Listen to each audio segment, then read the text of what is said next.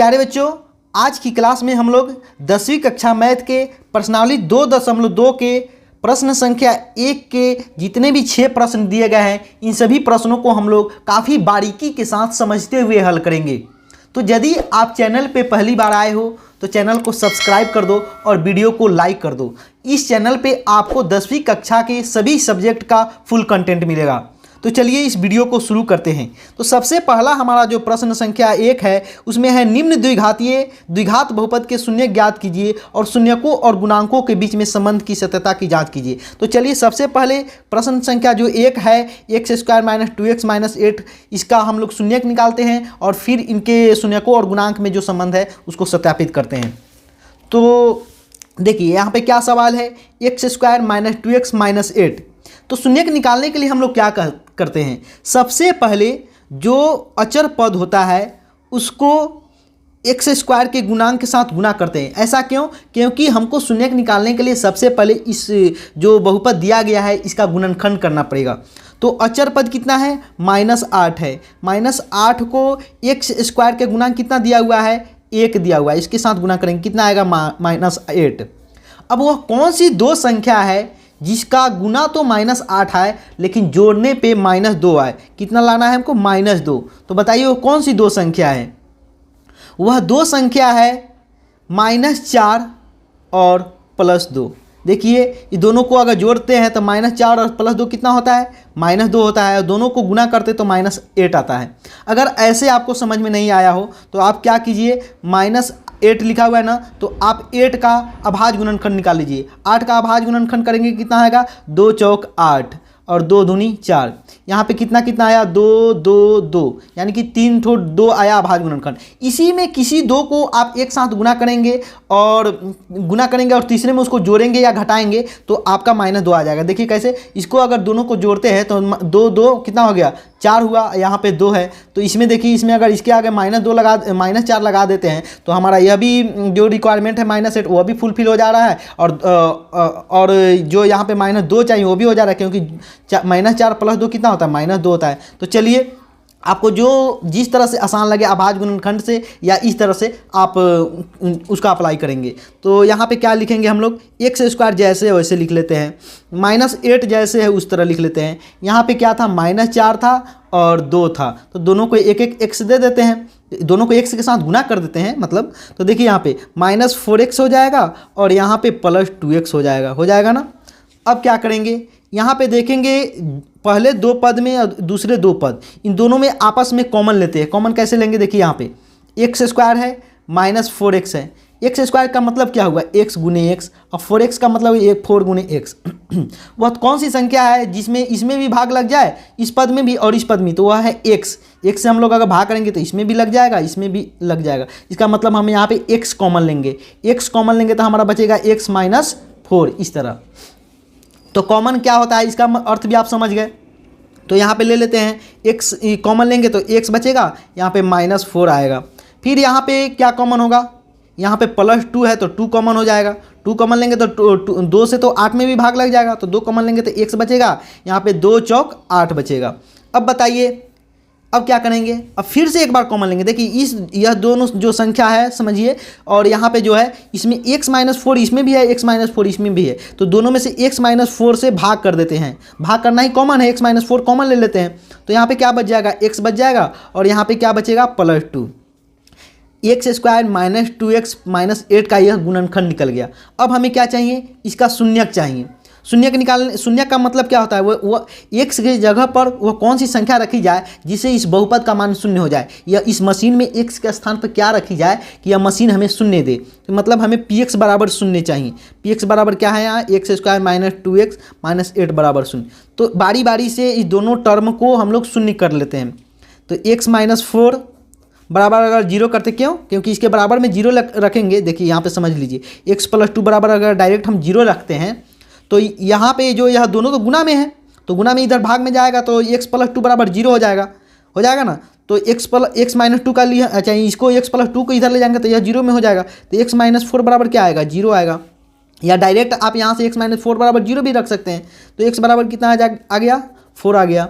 फिर x plus 2 बराबर 0 रखेंगे तो क्या होएगा, x प्लस 2 बराबर 0 रखते हैं तो x बराबर -2 आ गया। यानी कि हमारे दो शून्य क्या क्या निकल के आया, 4 और -2। इसी दो शून्य का तो नाम दिया गया है अल्फा और बीटा। तो अल्फा और बीटा क्या आ गया, 4 और -2, है ना। तो अब हम लोग देखते हैं कि शून्यकों और गुणांकों के बीच में जो हम लोगों ने संबंध पढ़ा है वह क्या संबंध था कि अल्फा प्लस बीटा बराबर होता है -b/a और अल्फा इंटू बीटा बराबर होता है c/a। इस जो दो शून्यक है और बहुपद के गुणांकों के बीच में जो संबंध है, क्या हमने जो शून्यक निकाला है उससे सत्यापित हो रहा है कि नहीं। तो यहाँ पे सबसे पहले लिख लेते हैं, जांच करने से पहले a बराबर क्या होगा, a बराबर 1 होगा। क्यों, क्योंकि बहुपद का व्यापक रूप क्या, द्विघात बहुपद का व्यापक रूप क्या होता है, ax² plus bx plus c। यहाँ पे a की जगह पे क्या है, a की जगह पर 1 है, यहाँ पे कुछ भी नहीं लिखा तो 1 है। b की जगह पे क्या है, 2 है, नहीं 2 नहीं -2 है। और c की जगह पे 8 नहीं -8 है। तो लिख लेते हैं, a की जगह पर 1 है, b की जगह पे क्या है -2 है और c की जगह पर -8 है। हमने अल्फा प्लस बीटा बराबर क्या निकाला है, अल्फा प्लस बीटा बराबर हमारा आया है 4 प्लस -2, इतना ही है, 4 प्लस -2। इसको करते हैं, 4 प्लस माइनस हो जाएगा 2, 4 में से 2 गया 2। अब देखते हैं क्या -b/a जो गुणांकों से हमने जो संबंध पढ़ा है अल्फा प्लस बीटा बराबर -b/a, क्या यह भी 2 आ रहा है कि नहीं। तो माइनस तो माइनस रहेगा, b की जगह पर हम लोग कितना लिखेंगे, -2 लिखेंगे। और बटे में a कितना है, a 1 आया है क्योंकि x² का गुणांक कितना था, 1 था, 1। तो माइनस माइनस तो प्लस हो गया 2, 2/1 में क्या होता है, 2 ही होता है। यानी कि हमने जो अल्फा प्लस बीटा निकाला इतना लॉन्ग प्रोसेस से गुणनखंड करके शून्यक के द्वारा, शून्यक जो हम लोगों ने निकाला 0 करके, इसके द्वारा, या हमने डायरेक्ट जो फार्मूला पढ़ा है, जो हमने संबंध पढ़ा है कि गुणांकों के बीच और शून्यकों का क्या संबंध होता है, -b/a होता है अगर जोड़ा जाए तो वह उस तरह भी 2 आ गया, यानी कि यह प्रूव्ड हो गया या सत्यापित हो गया। उसी तरह अल्फा इंटू बीटा करके हम लोग देखते हैं, अल्फा क्या है, अल्फा 4 है और बीटा की जगह पर क्या है, -2 है। तो यहाँ पे देखिए 4 दूनी -8 हो गया। c/a करके देखते हैं, c कितना है, -8 है और a कितना है, 1 है, तब भी तो हमारा -8 ही आया। यानी कि इस तरह भी सत्यापित हो गया या प्रूव्ड हो गया। यानी कि हमने सबसे पहले क्या किया, शून्यक गुणनखंड किया, गुणनखंड के माध्यम से शून्यक निकाला। शून्यक निकालने का तो यही तरीका है। उसके बाद हमने जांच किया कि अल्फा प्लस बीटा बराबर -b/a हमने पढ़ा है शून्यकों के योग और गुणांकों के बीच, क्या वह सत्य है, तो वह सत्य साबित हो गया, यहाँ पे भी सत्य साबित हो गया। तो चलिए अब हम लोग प्रश्न संख्या 2 करते हैं। प्रश्न संख्या 2 देखिए यहाँ पे क्या है, 4s² - 4s + 1, 4s² - 4s + 1 यही है। यहाँ पे क्या करेंगे, फिर वही करेंगे जो सबसे पहले अचर पद के का जो s² है, जो द्विघात बहुपद दो घात वाले जो चर है उसके गुणांक से गुणा कर देंगे। 4 है यहाँ पे, तो इसके साथ गुणा करेंगे तो कितना आया, 4 आया। अब बताइए हमको लाना कितना है, -4s 4x को हमें 2 भाग में बांटना है। तो अब बताइए वह कौन सी 2 संख्या है जिसको गुना करे तो 4 आए, लेकिन उसका अगर जोड़े तो -4 आए। तो वह कौन सी संख्या है, वह 2 संख्या है -2 और -2। देखिए -2 को -2 के साथ गुना करेंगे तो कितना आएगा, 4 आएगा, माइनस माइनस प्लस हो जाएगा। और -2 को के साथ -2 जोड़ेंगे तो कितना आएगा, -4 आएगा। यानी कि हमारा वो 2 संख्या है -2 -2। इस तरह भी आप कर सकते हैं, 4 लिख लिए, यहाँ पे अभाज्य गुणनखंड करेंगे 2, तो वह 2 यानी कि 2 अभाज्य गुणनखंड आए 2 यही 2 संख्या है, इसी में जोड़ घटाव कुछ भी करेंगे तो -4 हमको लाना है। तो इसको एक माइनस दे दिए, इसको एक माइनस दे देंगे, ये 2 तरीका हुआ। तो यहाँ पे हमें जो 2 संख्या मिली वो कौन सी संख्या है, -2 और -2, दोनों -2 को एक s के साथ गुना कर देते हैं। 4s² - 2s और फिर एक -2s हो गया और +1। इसके बाद क्या करते हैं, इसके बाद करते हैं यहाँ पे कि जो पहला 2 पद है उसमें कॉमन देखते हैं, क्या क्या कॉमन होने वाला है, क्या कुछ कॉमन होने वाला है कि नहीं। तो देखिए यहाँ पे इसमें भी 2 से भाग लग जाएगा, इसमें भी 2 से भाग लग जाएगा, तो यानी कि यहाँ पे 2 कॉमन ले लेते हैं। इसमें भी s से भाग लग जाएगा, इसमें भी s से भाग लग जाएगा, तो s कॉमन ले लेते हैं। क्यों, क्योंकि s² का मतलब होता है s गुने s। तो यहाँ पे क्या बच जाएगा, 2 बच जाएगा और एक s बच जाएगा। यहाँ पे 2 से तो 2 खत्म हो गया, 1 बचा, s के से भी s खत्म हो गया, यानी कि 2s से 2s खत्म हो गया, -1 बचा। अब बताइए अब क्या कॉमन ले, -2 कॉमन ले नहीं, -1 कॉमन लेंगे। क्यों ऐसा -1 कॉमन क्यों लेंगे? क्योंकि यहाँ पे देखिए 2s - 1, यहाँ पे जिस तरह का टर्म आता है उसी तरह का यहाँ पे भी आता है, तो -1 कॉमन लेंगे तो यहाँ पे क्या बचेगा? 2s बचेगा। -2s में -1 से भाग करेंगे तो 2s बचेगा। और यहाँ पे अगर माइनस है, यहाँ पे प्लस है, तो यहाँ पे साइन चेंज होता था, माइनस हो जाता है। या इस तरह समझिए, 1 को -1 से भाग करेंगे तो क्या होगा? -1 आएगा, तो -1 आ गया। अब देखिए यहाँ पे फिर कॉमन होगा, 2s -1 यहाँ पे कॉमन ले लेते हैं, तो 2s -1 कॉमन लेंगे तो यहाँ पे क्या बचेगा? 2s बचेगा। गौर से समझिएगा। और यहाँ पे 2s -1 कॉमन लेंगे, यानी कि 2s -1 से इसमें भाग कर रहे हैं, तो भाग कर रहे हैं तो यहाँ पे क्या बचेगा? -1 बचेगा। इस तरह इसका तो गुणनखंड हमने इस द्विघात बहुपद का गुणनखंड कर लिया। अब इसका शून्यक चाहिए हमें, तो शून्यक का मतलब क्या होता है? एक बार 2s -1 बराबर शून्य कर देंगे तो 2s -1 बराबर क्या हो जाएगा? यहाँ पे देखिए 2s बराबर हो जाएगा -1, इधर है तो इधर जाकर +1 हो जाएगा, +1 हो गया। तो यहाँ पे s, यहाँ पे 2 के साथ s का गुना है, तो 2 ये इधर जाएगा, 1/2 हो जाएगा, 2 से भाग लग जाएगा। उसी तरह 2s -1 बराबर अगर शून्य लिखते हैं, शून्यक हमें चाहिए तो शून्य लिखते हैं, तो 2s बराबर हो जाएगा -1 इधर है तो इधर जाकर प्लस हो जाएगा। s बराबर क्या होगा? 1 है, इधर 2 गुना में इधर जाकर भाग में हो जाएगा। यानी कि हमारा दोनों शून्यक समान ही प्राप्त हुआ, एक ही तरह का प्राप्त हुआ, 1/2 1/2। तो हम लोग लिख सकते हैं अल्फा और बीटा। अल्फा और बीटा क्या है? शून्यकों का नाम है। अल्फा प्लस बीटा बराबर, हम अल्फा और बीटा बराबर क्या लिख सकते हैं? 1/2 1/2।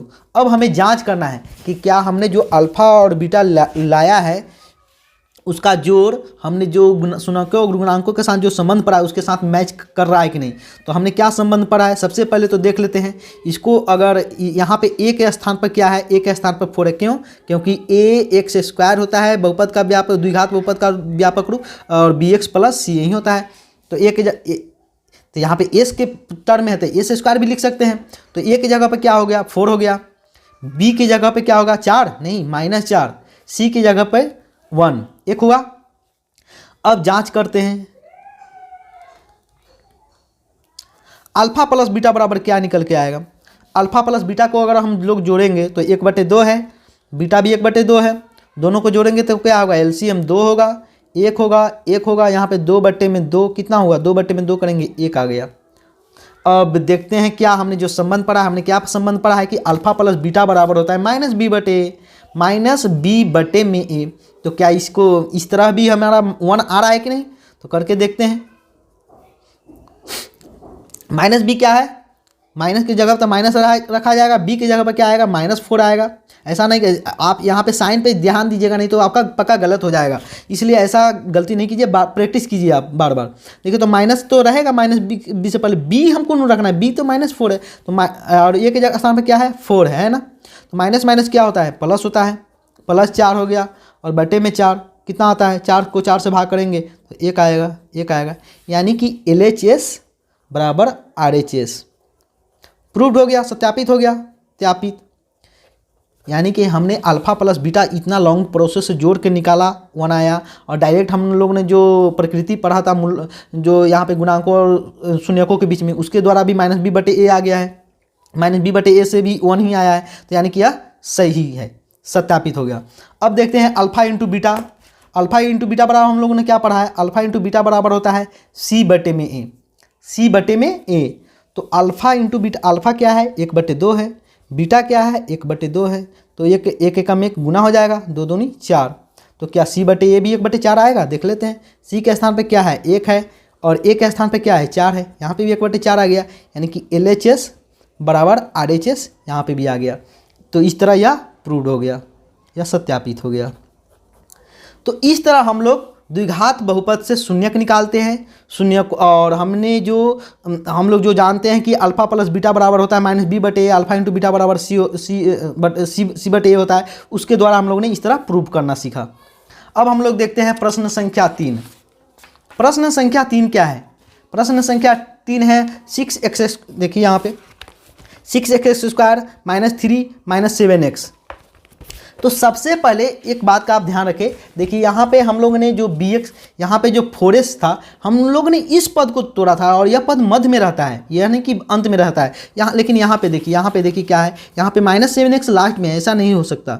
इसको गुणनखंड करने के लिए सबसे पहले इसको मध्य पद में लाते हैं, बीच में लाते हैं। -7x -3। अब इसका गुणनखंड हम लोग कर सकते हैं। कैसे करेंगे?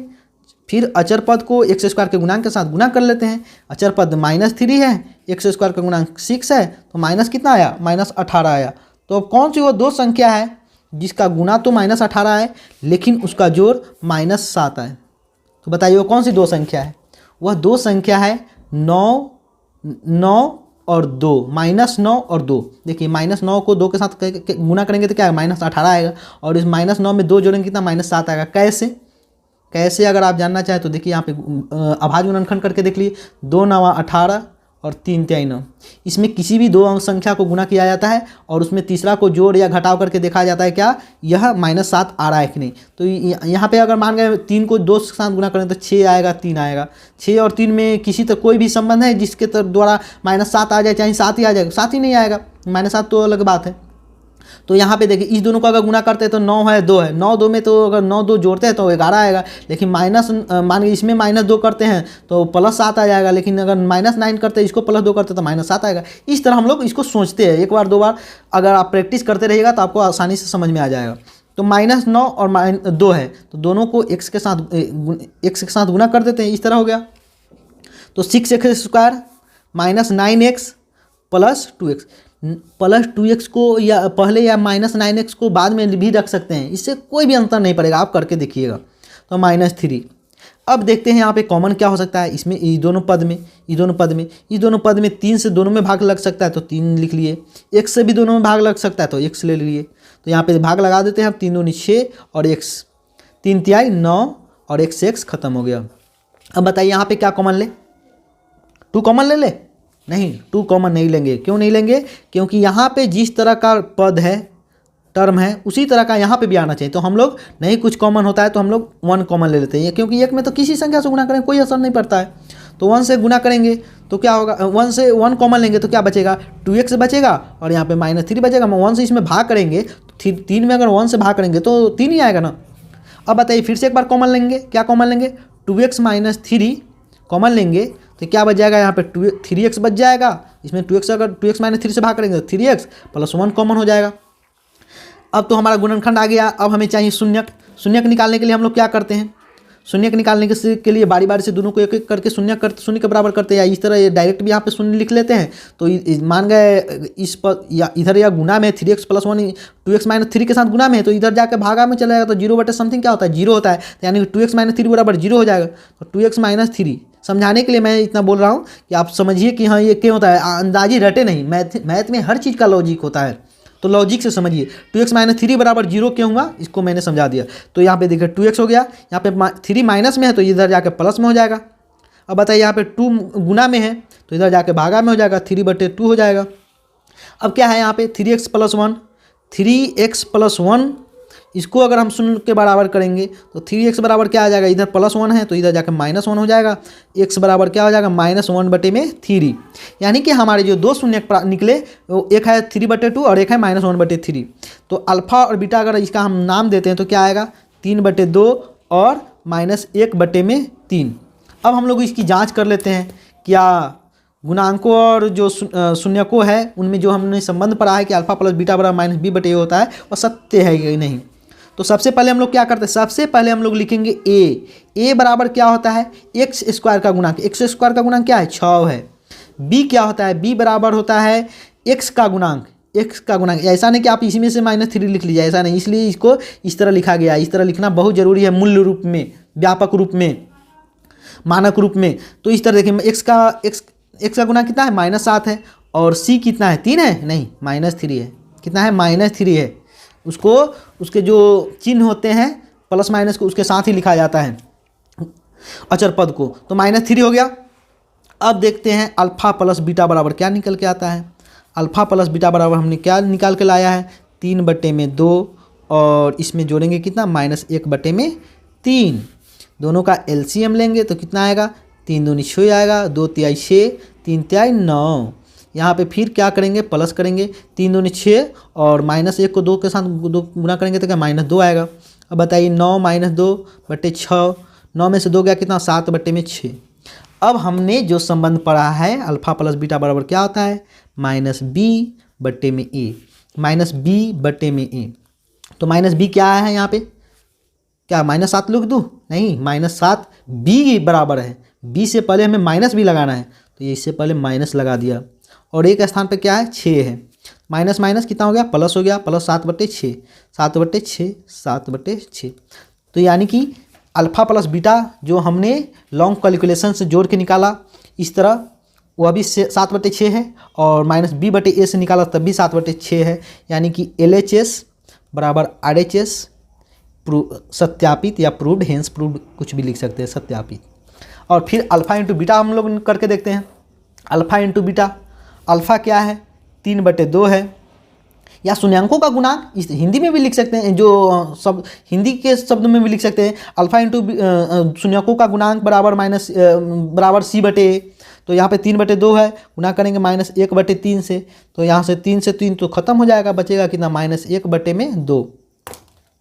अब अल्फ़ा प्लस बीटा बराबर हम लोग अल्फ़ा इंटू बीटा बराबर हम लोग क्या पढ़ा है, c/a पढ़ा है।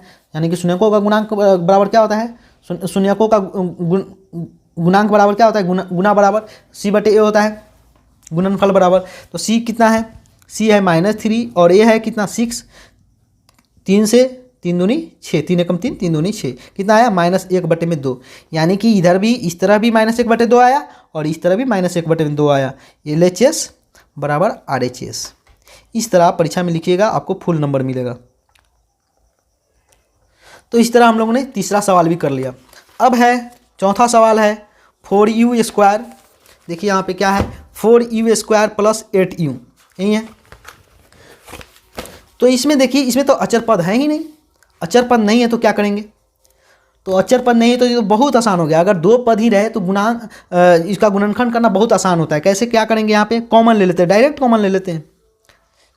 इस तरह के सवाल ऑब्जेक्टिव में बहुत पूछे जाते हैं। तो यहाँ पे क्या कॉमन हो सकता है, यहाँ पे 4 कॉमन हो सकता है, क्योंकि इसमें भी 4 से भाग लग जाएगा, इसमें भी। और u भी कॉमन हो सकता है, क्योंकि इसमें भी u से भाग लग जाएगा, इसमें भी। तो कॉमन ले लेते हैं, 4 से तो 4 कट गया, एक u से u एक मरतबे हुआ, u बचा यहाँ पे, और यहाँ पे 4 दूनी 8, u खत्म हो गया। यही है हमारा गुणनखंड तो निकल गया। अब एक एक करके हम लोग शून्य के बराबर करते हैं, क्योंकि px जो pu जो बहुपद है, pu बहुपद बराबर हमें शून्य चाहिए। यानी कि 4u + u + 2 बराबर हम लोग शून्य करेंगे तो 4u बराबर क्या आएगा, शून्य आएगा, क्योंकि इधर गुना में तो इधर भाग में हो जाएगा। और तो u बराबर क्या आएगा, u बराबर 0/4 क्या होता है, 0 आता है। और u + 2 बराबर अगर शून्य लिखते हैं, u + 2 क्यों शून्य लिखेंगे, क्योंकि इधर गुना में है 4u तो इधर भाग में जाएगा, तो 0/4 क्या होता है, 0 होता है, 0/समथिंग 0 होता है। तो यहाँ पे 4u + 2 बराबर क्या होगा, 0 लिखेंगे हम लोग। u बराबर कितना है, -2। यानी कि यहाँ पे 2 शून्य क्या निकल के आया, जल्दी बताइए आप लोग। अल्फ़ा और बीटा क्या क्या आया, अल्फ़ा आया हमारा 0 और बीटा भी आया -2। इस तरह कुछ भी उल्टा भी नाम लिख सकते हैं, बीटा बराबर भी अल्फ़ा बराबर बीटा बराबर भी 0 बोल सकते हैं, कुछ भी बोल सकते हैं। तो चलिए अल्फ़ा प्लस बीटा तो निकल के आ गया। अब हम लोग इसको सत्यापित करते हैं। कैसे सत्यापित करेंगे, अल्फ़ा प्लस यहाँ पे हम लोग लिख लेते हैं, अल्फ़ा प्लस बीटा बराबर हम लोगों ने क्या पढ़ा है, -b/a पढ़ा है, यही है ना। सबसे पहले तो लिख लेते हैं a बराबर क्या है, यहाँ पे a बराबर तो 4 है, b बराबर क्या है, b बराबर 8 है, x का गुणांक तो 8 है, और c बराबर क्या है, जल्दी बताइए। कुछ भी नहीं है, नहीं 0 है। यहाँ पे लिख सकते हैं हम ना 0, x पे x 0 भी लिख सकते हैं, 0 लिखने से किसी चीज़ में कोई अंतर नहीं है। तो चलिए यहाँ पे सिद्ध सत्यापित करते हैं हम लोग। अल्फ़ा प्लस बीटा बराबर जोड़ेंगे तो अल्फ़ा क्या है, 0 है, बीटा क्या है -2 है, दोनों को जोड़ेंगे तो 0 + -2 कितना आया, -2 निकल के आया हमारा -2।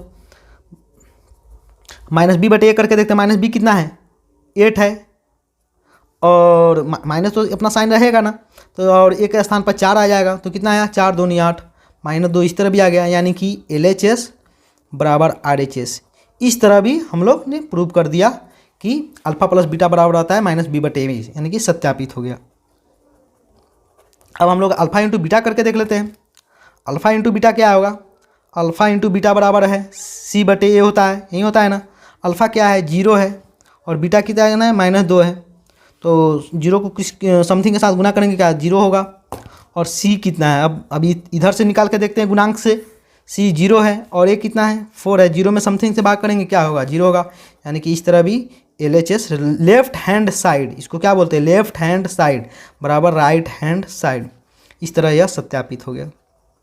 इस तरह अगर आप लिखेंगे बढ़िया से तो आपको फुल नंबर मिलेंगे। अब देखते हैं, देखिए यह तो इससे भी आसान है। यह तो अगर 2 पद वाला था, इससे भी आसान ये होता है जिसमें मध्य पद ही नहीं है। इसमें क्या करना है, t² माइनस 15 है, इसके बराबर में डायरेक्ट अगर शून्यक चाहिए, ये px बहुपद है, pt बहुपद है, pt बहुपद में t के स्थान पर क्या रखेगी इसका मान शून्य हो जाए। तो देखिए इसके बराबर में शून्य लिखते हैं, जिस तरह रैखिक बहुपद का निकालते हैं। t² बराबर यहाँ पे -15 है तो इधर जाकर +15 हो जाएगा। हमको क्या चाहिए, हमको pt बराबर शून्य, यानी कि t के स्थान पे इस बहुपद में क्या रखा जाए, इस मशीन में क्या रखा जाए कि हमको शून्य मिले। तो देखिए t² बराबर क्या हो जाएगा, -15 है तो इधर जाकर +15 हो जाएगा। तो t बराबर क्या होगा ये बताइए, t बराबर होगा √15 नहीं, ±√15। क्या होगा, ±√15, याद रखिएगा। तो चलिए इसके बाद हम लोग क्या देखते हैं, इसके 2 शून्य क्या निकल के आया, अल्फा और बीटा। अल्फा और बीटा आया निकल के √+15 और √-15। यह बताइए किसी भी संख्या का स्क्वायर करते हैं, -2 का स्क्वायर करेंगे तो क्या आएगा, +4 ही आएगा, और 2 का स्क्वायर भी करेंगे तो तब भी +4 ही आता है। इसलिए जब भी √अंडर लिखाता है तो हम लोग प्लस माइनस लिखते हैं। ऐसे जनरली द्विघात बहुपद को छोड़कर हम लोग ज़्यादातर कहीं नहीं लिखते इस तरह रूट के पहले प्लस माइनस, लेकिन द्विघात बहुपद या द्विघात समीकरण उस समय हमको प्लस माइनस लिखना जरूरी होता है। तो अब अल्फा प्लस बीटा जोड़ के देखते हैं ना। अल्फा प्लस बीटा बराबर हम लोगों ने क्या पढ़ा, जांच कर रहे हैं हम लोग, क्या है, जांच है, यह भी जांच है, यहाँ भी हम लोग जांच कर रहे हैं। तो जांच अल्फा प्लस बीटा बराबर होता है -b/a। यहाँ पे पहले लिख लेते हैं, a बराबर क्या है, a बराबर तो 1 है, b बराबर जल्दी बताइए क्या होगा, b क्या होता है, t का गुणांक होना चाहिए या x का गुणांक। तो यहाँ पे तो b x t है ही नहीं, केवल t मतलब एक घात वाला पद तो कोई है ही नहीं, तो 0 हो जाएगा। और c कितना है, c है -15। तो अल्फा प्लस बीटा बराबर हम लोग का क्या निकल के आया, √15 minus plus √15, √15 plus minus minus √15 कितना आया, 0 आया। और इस तरह देखते हैं -b कितना है, 0 है, a कितना है 1 है, 0 में समथिंग से भाग करते तो क्या होता है, 0 होता है, 0 होता है। इस तरह भी प्रूव्ड हो गया। LHS लेफ्ट हाथ यह है, राइट हाथ हैंड यह है, LHS बराबर RHS, इस तरह प्रूव्ड हो गया या सत्यापित हो गया। चलिए अब इसका गुणांक भी चेक, जो गुना है शून्यकों का उसको भी चेक कर लेते हैं। अल्फा इंटू बीटा बराबर हमने क्या पढ़ा है, c/में। अल्फा इंटू बीटा क्या होता है, c/में। याद रखिएगा, दोनों के नीचा तो a ही है, b/a है, इसमें b है पहले, उसके बाद इसमें c है। तो अल्फ़ा क्या है, अल्फ़ा है √15 और बीटा क्या है, बीटा है -√। कहीं भी अगर माइनस में कोई अंक लिखना हो ना तो आप कोशिश कीजिए कि उसको छोटी कोष्ठ में लिखे, जिससे गुना या जोड़ करने में हमें आसानी होती है। तो 15 को प्लस माइनस तो माइनस हो गया, √15 को √15 के साथ गुना करते हैं तो क्या होता है, 15 होता है। क्यों होता है आपको पता होगा, क्योंकि 15 है, 15 पर पावर 1/2, इसको 15 पे पावर 1/2 के साथ गुना करेंगे तो दोनों पावर जुट जाएगा, 1 हो जाएगा। 15 पे पावर 1/2 प्लस 15 पे पावर 1/2, दोनों क्या हो जाएगा, 1/2, हाफ कितना हो जाता है, 1 हो जाता है 15। तो यानी कि यहाँ पे क्या आया, 15 आया। अब देखते हैं इस तरह c/a करके देखते हैं, c/a कितना है, c कितना है, -15 है, a कितना है, -1 है c केवल, तो -15 में 1 से डिवाइड करेंगे कितना आएगा, 15 ही आएगा। यानी कि यहाँ पे भी तो LHS बराबर RHS, इस तरह प्रूव्ड हो गया। हम लोग ने 4 नंबर और 5 नंबर सवाल कर लिया। अब हमारा एक लास्ट सवाल बचा हुआ है, सवाल नंबर 6। क्या है, 3x² - x - 4। ये अपने व्यापक रूप में या मानक रूप में लिखा हुआ है, तो इसको हल करते हैं। 3x² - x और -4। तो यहाँ पे क्या करेंगे, सबसे पहले अचर पद -4 है और x² का गुणांक 3 है, दोनों को गुना करते हैं। -4 को 3 के साथ गुना करेंगे कितना, -12 आएगा। चलिए इसको हम LCM जो अभाज्य गुणनखंड उस तरह से हम करके देखते हैं। पहले देखिए -12 है तो 2 छक 12, 2 तिहाई 6। वो यहाँ पे हमको लाना कितना था, -1 लाना है। -x को हमें 2 भाग में तोड़ना है। कैसे तोड़ेंगे यह बताइए। तो अब कौन सी 2 संख्या है जिसका गुना करने पे तो -12 है और जोड़ने या घटाने पे कितना है, -1 है। बताइए कौन सी 2 संख्या है। तो इस तरह अगर मान के आपको नहीं याद आ रहा है, नहीं समझ में आ रहा है कुछ भी, तो इस तरह करके देख लीजिए। ये बताइए 2 को 2 के साथ गुना करेंगे तो 4 आएगा और 3 ही आएगा। यहाँ पे 2 संख्या हो गया। अब इस 2 संख्या में कुछ ना कुछ हम लोग जोड़ घटाव करेंगे तो हमारा -1 आ जाएगा। देखिए यहाँ पे -4 इसको लिखते हैं +3, यानी कि -4 और 4 × 3 12 तो हो गया -12, और -4 में 3 जोड़ेंगे कितना -1 हो जाएगा। तो इस दोनों को x के साथ गुना कर देंगे, यही हो गया हमारा दो पद निकल के आ गए हमें। 3x² - 4x + 3x और -4 इस तरह लिख दिया हमने। अब इस दोनों पद को देखते हैं क्या क्या कॉमन होने वाला है। यहाँ पे क्या कॉमन होगा, 3 कॉमन ले ले, नहीं लेंगे। क्यों नहीं लेंगे, क्योंकि इसमें 3 से भाग नहीं लगेगा। x कॉमन ले लेते हैं, 3 बच जाएगा। यहाँ पे x स्क्वायर में भाग करेंगे तो कितना बचेगा, x स्क्वायर का मतलब क्या था, x × x होता है, इसमें x से भाग करेंगे तो x खत्म हो गया, x बचा। यहाँ पे क्या बचा, -4 बचा, x से डिवाइड करेंगे तो -4 ही बचेगा। अब बताइए अब क्या कॉमन ले, 3 कॉमन ले ले, फिर नहीं 3 कॉमन नहीं लेंगे। क्यों नहीं लेंगे, क्योंकि यहाँ पे 3x - 4 के टर्म में है। तो उसी तरह यहाँ पे भी हम लोग लेंगे, -1 कॉमन ले लेंगे। तो इसमें किसी भी संख्या में 9 में अगर 1 से भाग करेंगे तो 9 ही रहेगा ना, तो 3x यहाँ पे रह जाएगा। यहाँ पे -4 है। यहाँ पे अब क्या कॉमन हो सकता है, यहाँ पे 3x - 1। बहुत बच्चे ऐसे ही अंदाज से ही लिख देते हैं, 3x - 1 इधर लिख दिया, x + 1 ऐसे नहीं, वो समझते नहीं कि यहाँ पे 3x - 1 -4 कॉमन है। इसको कॉमन लेंगे तो यहाँ पे x बचेगा, यहाँ पे +1 बचेगा, यानी कि इसमें भाग करेंगे 3x - 1 से। तो अब चलिए, ये तो बहुपद का गुणनखंड निकल गया है, अभी तो शून्य आया नहीं। तो जो हमारा px बहुपद है उसके बराबर हमें क्या चाहिए, शून्य चाहिए। तो एक एक करके दोनों को शून्य के बराबर करते हैं। 3x - 4 बराबर शून्य करेंगे तो क्या होगा, 3x होगा, और इधर माइनस, यहाँ पे जो टर्म है इसको हम लोग शून्य कर रहे हैं, तो यहाँ पे -4 है तो इधर जाकर +4 हो जाएगा। x बराबर क्या आएगा, 4 बटे में इधर 3 से गुना है तो यहाँ पे 3 भाग हो जाएगा। एक और शून्य निकलेंगे यहाँ से, x + 1 बराबर क्या लिखेंगे, शून्य लिखेंगे।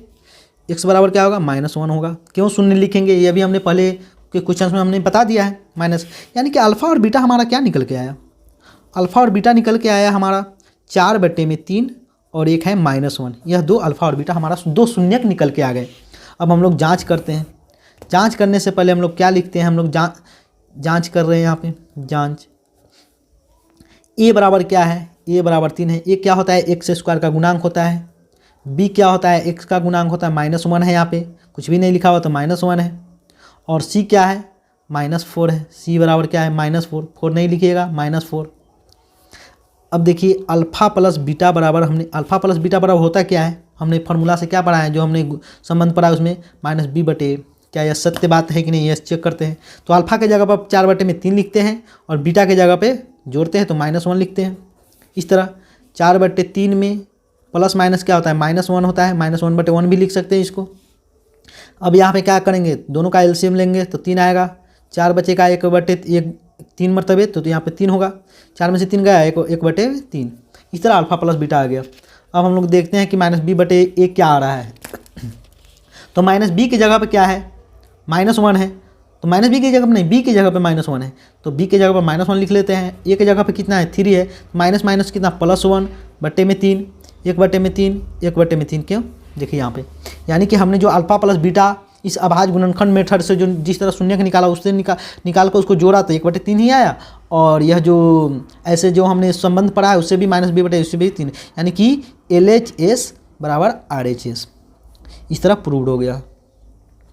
अब देखते हैं गुना करने पर क्या होता है। अल्फ़ा इंटू बीटा बराबर क्या होता है, c बटे a होता है। अल्फ़ा क्या आया हमारा निकल के, 4 बटे में 3, गुना करना है -1 से, क्योंकि बीटा बराबर -1 आया है, यही है ना। तो इसको गुना करेंगे तो क्या, -4 बटे में 3 हो जाएगा। अब करके देखते हैं c बटे a क्या -4 बटे 3 आ रहा है, तो c की जगह पे क्या लिखेंगे, -4 लिखेंगे। a कितना है, 3 है। अरे इस तरह भी तो 4 बटे 3 आ गया। यानी कि इस तरह लेफ्ट हैंड साइड बराबर राइट हैंड साइड प्रूव्ड हो गया।